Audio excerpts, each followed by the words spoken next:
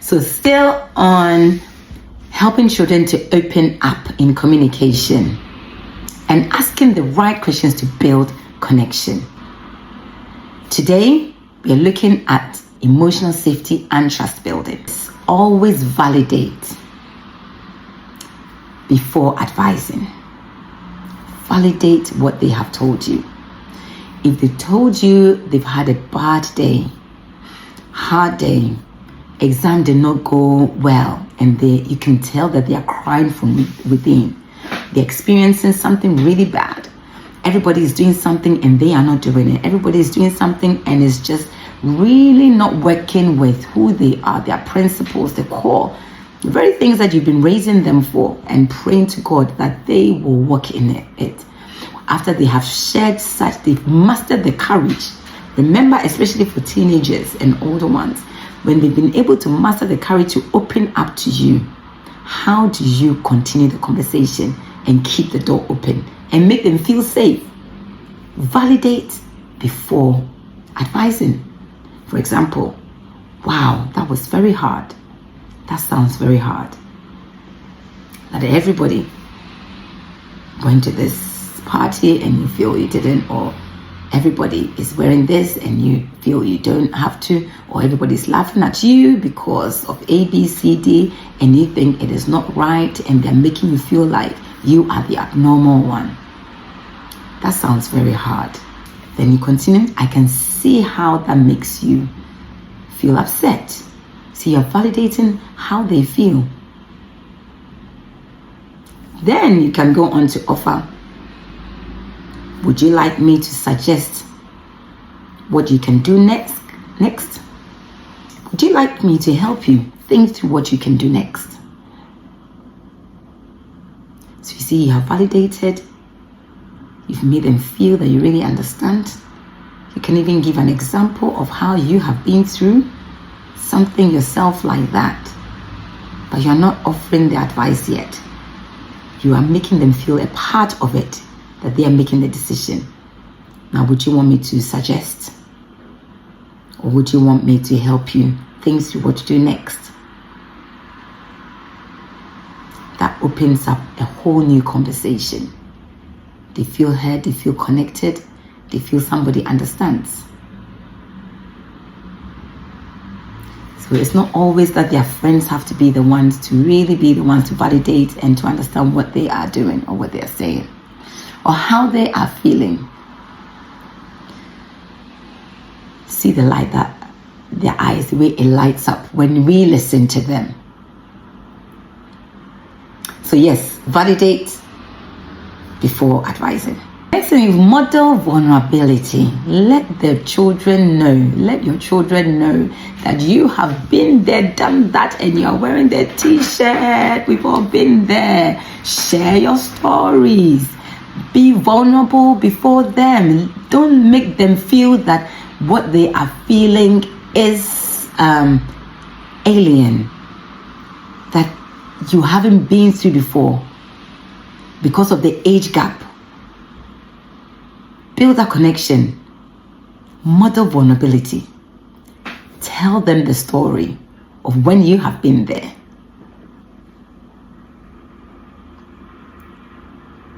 Like one of our sons, I know that I struggled a bit in science when I transitioned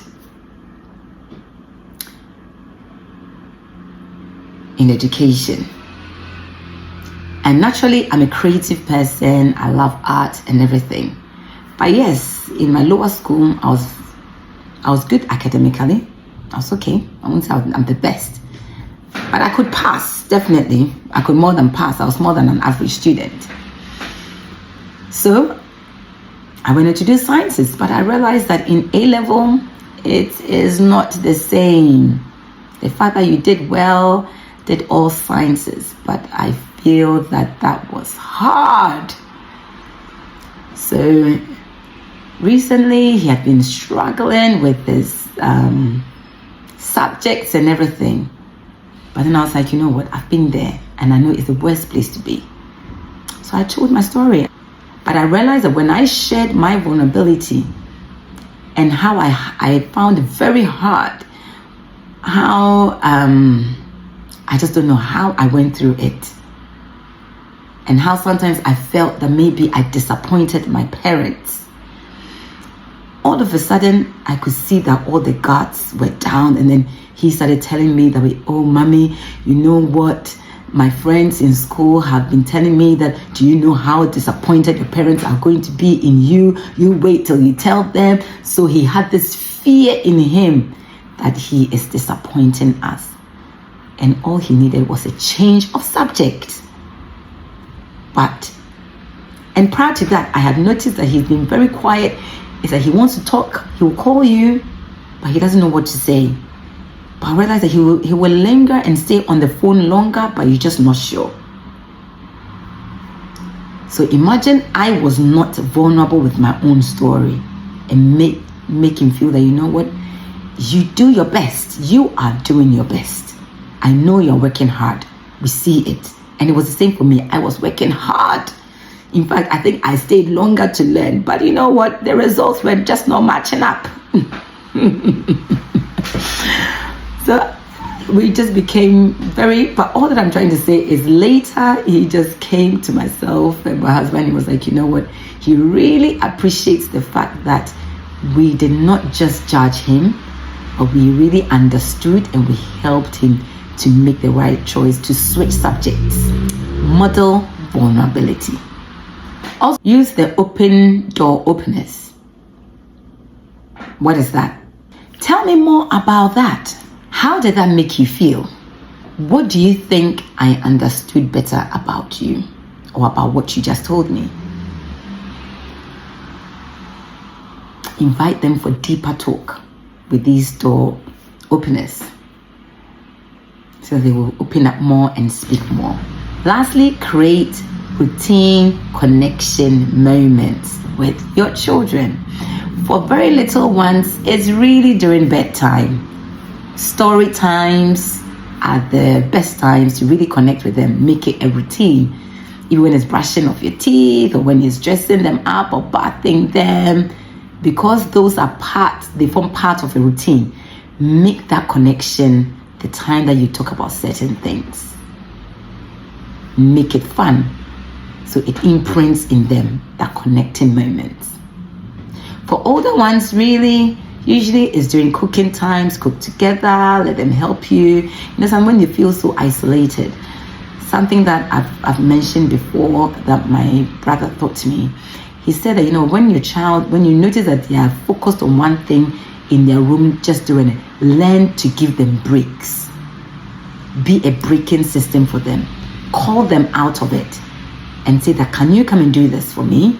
Can you come and help me? I know you're doing that, but can you come and help me do this? You're just using that to break that distance and to help them to also take their focus off of one thing. Because sometimes you don't know what they are focused, what they are doing in there. But you just say, well, let me just leave them to it. No, give them a break. Let them come out and know that you can continue. It's not an emergency. It helps them. Cook together. Like recently, our older son, he's just, how do I put it? So, because we have 4 sons and a girl, I always say that, you know what, we are raising them to be somebody's husband. And as a wife, if I put myself in the shoe, what are the things that my husband does that I like? And what are the things that maybe he does that I feel there could be an improvement? But of course, it's an older person, so everything that you can change. That I feel that the children can do better, or they can carry that same tradition into their own marriage. That needs intentionality, and that is a topic on another day. So yes, out of that, I said he needs to learn how to cook. So one day he'll be able to cook for himself and for his family. It's just beautiful, it's just nice. But he's just grown to love it. So now he thinks that he's a better cook than me. I don't mind. But at least when he's doing that, be able to talk, be able to chit chat. Oh, mommy, can I try this? Mommy, can I do this? Those are connecting moments for us. That we can chit chat over the meal that he's preparing, teaching each other, thinking that he's much better cook than me. We can have better and other serious conversations over that cooking. So create connection moments. Create routine connection moments. Predictable, relaxed moments. Create safe space. Think about that. Create routine connection moments. It's safe for them because they're used to it. They know what's going to happen. We're cooking, we're having fun, we're having conversations, we are all relaxed, we are joking. They can say anything, and mommy is not. And sometimes there'll be that shocker that will come through, but you still regroup and sit and think, oh God, how do I answer this? But because you're relaxed, they may not necessarily see it, and then next time they come up with more, and you are able to connect and build. But thank you for watching. I hope this has helped you. Please learn, share, let me know feedback, and subscribe. So the next video, we're going to go on about the common mistakes that we parents make and how we can fix them. See you in the next video. Bye.